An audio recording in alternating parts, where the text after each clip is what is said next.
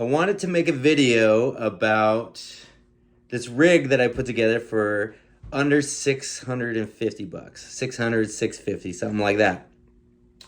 I don't know why, but I've always been intrigued with being able to get the job done and play a gig and feel good about it with very inexpensive gear. Maybe it's from touring where it just would see stuff break down. Maybe it's from growing up in small town Hawaii where there just wasn't good gear and you had to make it happen. I mean, when I was 15, I got a Fender bass and I was the only kid in my town that had an actual Fender instrument. It was like a huge freaking deal. So maybe it's just that, old school mentality of like, how am I going to make this work? Or maybe it's just about finding the best value for the instruments. I see some of this custom shop stuff for almost 10 grand and I'm like, man, I want that, but is it going to give me that much more value than a cheaper guitar? Or anyway, what I did was I kept seeing these Squier classic vibes. So the 50s model. And if you've been watching this channel for any amount of time, you know that I'm really into this old school stuff. 50s, 60s, blues, rockabilly, jazz, the old school stuff, the twangy stuff. And these Squiers, they even have the old school font. This is the classic vibe 50s Squier. And I had been looking at them for a while because every time I would mess with them in the guitar shop, I was like, that guitar sounds too good for how much it costs. Those pickups actually sound really freaking like shimmery and kind of quacky, the way that I want my Strats and Tellys to sound. The vintage sound, not the overdriven, like real dead sound, but this like real dynamic pickups. So my other Strat that I play almost all the time has a Vintage Plus by Van Zandt, which are supposed to be like a 60s Strat. So anyway, I'm into this old school stuff. Saw these classic vibes. I'm like, no way that thing sounds as good as it does for the money. Thought about it for a long time. Then I got an email from Fender that they were selling this guitar for 300 bucks. So they're like they're 450 or something like that in the store, or you go on Sweetwater, they're like 450 and 300 bucks for the Squier Classic Vibe 50s. So I did it. I'm like, hell yes, let's try it out. See if it's any good. And I got it home and I couldn't believe how good the pickup sounded. I plugged it in and I was like, this thing sounds great. By the way, it didn't play great at all. I had to spend over an hour working on it. I filed the nut. I'm gonna give you like the real deal. It didn't play well, but I worked on it. And then I decided I'm gonna take this thing to the gig, but I'm gonna use the amp that I bought for 200 bucks. I was lucky to find a used Blues Junior on Facebook Marketplace for 300 bucks. I met up with a guy. He said the reverb was broken, but he would sell it for 200 bucks. So I got an amp for 200 bucks and I got an electric guitar for 300 bucks. 500 bucks and I'm already doing pretty good. The thing is, there was no reverb or no echo or anything like that. And although I used to tour with a Telecaster and a Fender Bassman, no reverb, no effects. I would just go straight in. And I would tour like that when I was playing my first original project. And it had its pros and its cons. It was nice that it was so simple, but it was really nice to start using delays and echoes to really offset my playing and just add more dynamics and stuff like that. So I'm like, you know what? I'm gonna buy a Carbon Copy, a delay pedal that is pretty consistent and you can get it almost anywhere. And then that'll complete my rig. And I'm gonna try to do some gigs with my super cheap rig, my $650 rig. So if you're still watching, I'm glad that you're on this journey with me. Let's see what happened.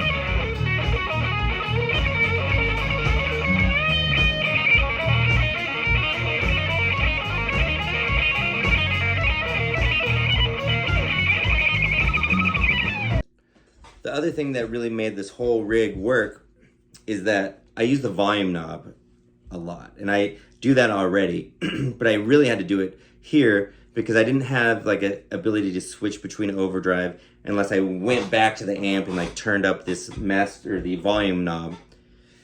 So I found that, and this is generally how I play, is my lead sound will be all the way up, and I'm letting the amp do the distortion.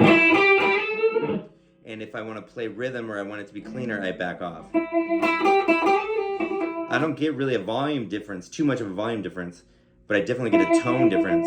So it's kind of an old school way to play where you're like using the volume knob as your 7th string.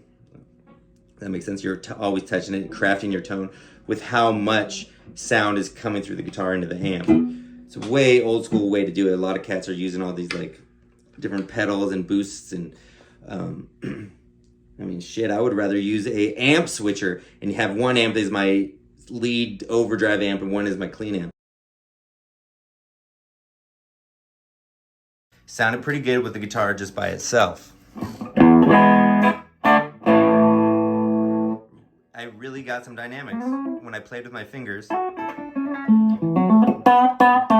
then dug in with a pick. I could hear a big dynamic difference. So if you've watched this channel, you know that I like the middle position on the Strat. I wanted some rockabilly and kind of country sound, so I put it on a short echo. So it only echoes one time, and it would be a very quick echo. So that's how I have it set. And I don't like the mix to be too much. A lot of rockabilly cats like it to be very, very saturated with the echo, like this. To me, that's too much. I like it to just kind of be more felt than heard. But the Carbon Copy does a great slap back, a great rockabilly.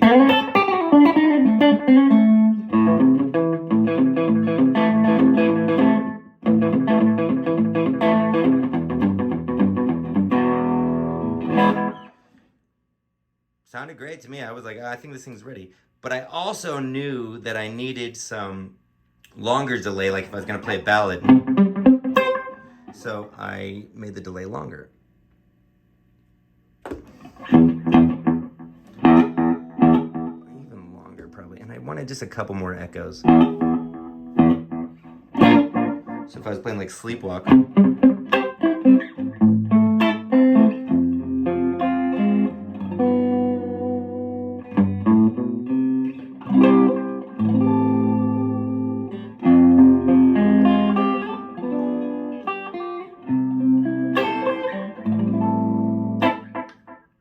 So it's worked great. It was really good. And that's pretty much all I really needed it for, except when I needed some kind of overdriven sounds. And this amp, now let's talk about the amp. I just turned the volume up. So if I needed an overdriven or like a distorted sound, it's kind of loud for the video. I just, as you can see, I just dimed the volume on it, and I used the master for how much actual volume I needed. But it sounded pretty awesome just using the amp for my overdrive.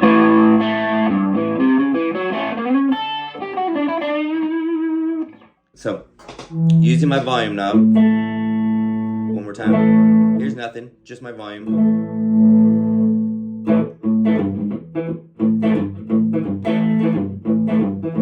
It's kind of dirty. Going to solo.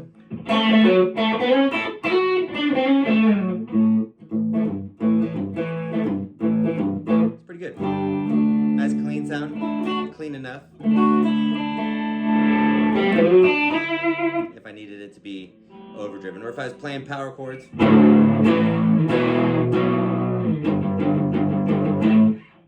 Blues Junior, great amp.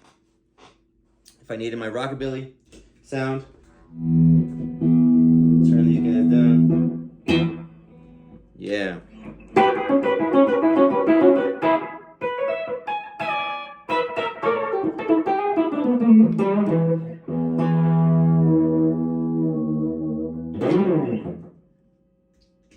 Now I know what you're thinking. Like, right, that amp is not loud enough to do a gig. A Blues Junior, a 15-watt amp with a 12-inch speaker, that's not enough. Now, forgot to mention that the gigs I was doing, the amps were mic'd. And I would actually debate you on that. Depending on the gig, a 15-watt amp is like the perfect amp because you can get it loud enough to where it's really saturating and getting kind of aggressive without having to worry about it being so loud that everybody's ears are bleeding. So I think a 15-watt amp is a great amp. It's like a AC-15 or a Blues Junior, Princeton Reverb, great amps. Now, if you're gonna be playing like some seriously like loud rock and stuff, you might need a bigger amp. I did a festival a couple weeks ago and I showed up with the Blues Junior and I immediately knew it was not big enough because it was outdoors and it was just going away in the freaking wind. It just wasn't enough to really cover everything because the music that we're talking about, the music that we like, is guitar-based music. So a lot of people are like, oh, should you use an amp, a tube amp? Why don't I just use this Kemper and all this? You got to look at what type of music you're playing. If you're just playing in a cover band and it's really about the singers having a good time, your modeling amp through the PA might be fine because your guitar is just like a widget. It's just like a thing adding to the party. But if you're going to be playing some old school stuff, you're going to be playing some blues, some rockabilly, some classic country, that music was created with drums and guitars and all that stuff happening in the room, bouncing off the walls. Anyway, long story short, I didn't have a big enough amp for this outdoor gig because I had been used to playing these gigs downtown where they mic everything and they put it through the PA and they bust your ass if you're too loud anyway. They're like, oh, because they're focused on this party over here. So it's this weird place where I'm living in, like, sometimes I'm working and I'm just trying to make the band sound good so that, the whole party continues. And then I'm doing my own original gigs, like at this festival, where it's all about the guitar. We did it a trio, bass, drums, and guitar. It's all about the guitar. I needed to fill the air with lots of guitar sound. So I probably should have used a bigger amp or maybe 2 amps in stereo to really create this whole texture. In fact, hit me with a comment about what amp you use and things that you've discovered on different types of gigs. Blues Junior for indoor gigs, especially like a quieter kind of smaller club gig, will be fine. If they're miking the amp, Blues Junior is going to be great because you can turn it up. It'll really sound aggressive. You got to have the sound man put it in the monitors and put it in the mains loud though. You got to make sure the sound man's on your side. That's what I did at the festival. I told the sound guy, I'm like, hey man, my guitar is the sound of this band. It's me, the drummer, and the bass player. I need everything to be covered with guitar. I need these audience members to be swimming in my guitar sound. And just having the balls to actually say that to a sound man, that's a whole nother thing too. We could actually have another conversation about our lead guitar player's egomaniacs. Let's have a video about that. Let's talk about that. So I digress, as usual, all over the place. But if you were watching this video, I want to say thank you. You're one of my people, talking about old school stuff, talking about soloing on, and really just getting down to the nitty gritty of what it is to create on the electric guitar. Please comment, please subscribe. Thanks for watching, and hit me with some questions. I want to know what you guys think about this rig. $600, $650, somewhere in there.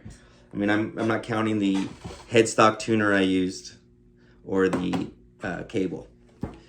Thanks, guys.